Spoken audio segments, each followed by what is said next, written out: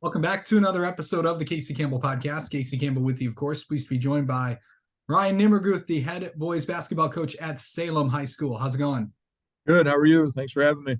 Yeah, no problem. First off, congrats on the big win last night against the first win of the season against Airport. I know you had some tough two games before that with Salem and South Line East, but we're able to pull it out with win number one on the board for the year.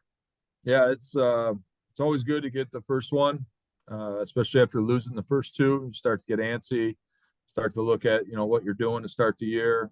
But our first two games we played solid. We played real well for three quarters against Salem, and actually led that game by 8 going into the fourth quarter.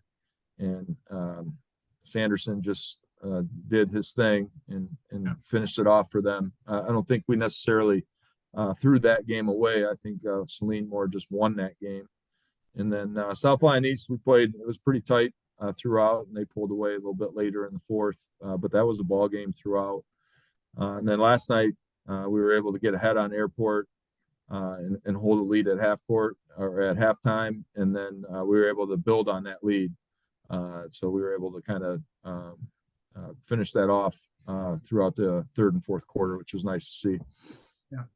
Okay, so going into these next few, could just kind of preview what that's going to look like. So we've got at Ann Arbor Pioneer coming up on Friday, which is going to be a test. I know they took care of Northville pretty good.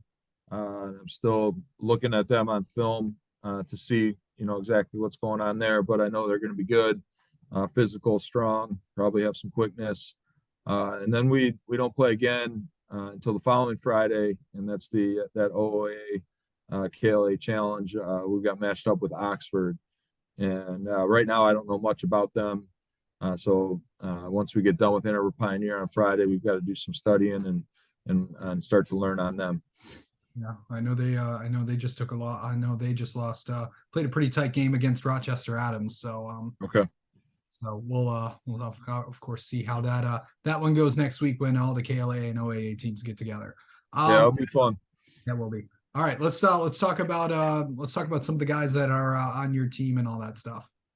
Obviously, we're led early on here by Ryan Peters. He's a senior. It's his third year playing varsity basketball, and he's very comfortable out on the court. You can tell that he's a seasoned veteran.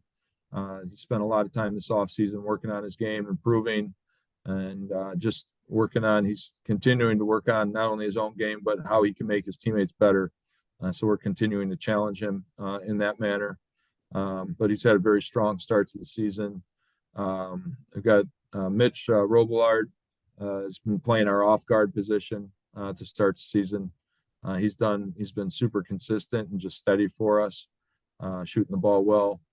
Aiden Syed is also, he's a kind of a forward for us, pretty athletic kid, just learning how to score, but has great athleticism, and he can put the ball in the bucket and has done it in the past. He's just a little bit coming up a little bit short right now in that manner, but he's going to kick it into gear here soon. We saw some good action from him last night. Tommy Varish is just a glue guy, a guy that's 6 foot, if he's 6 foot, and he plays like he's 6'5".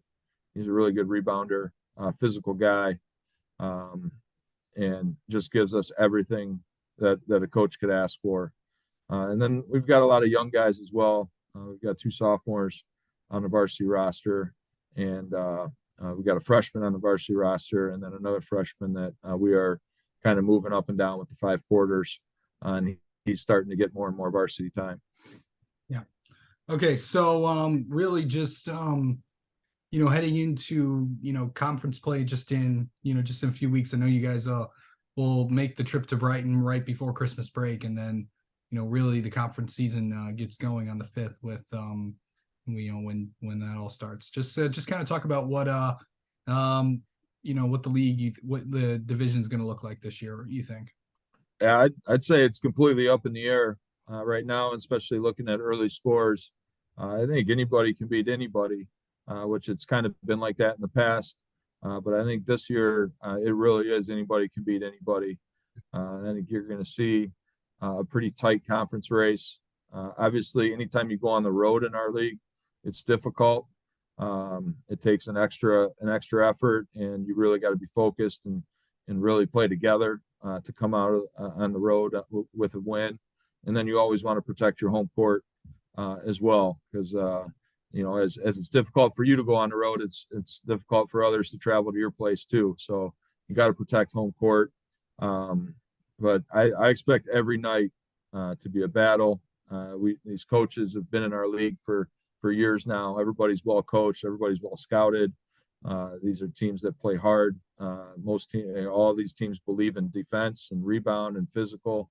So that's what you're going to see on a nightly basis. And the teams that stick together and play together and play consistent are probably the ones that are going to win each night.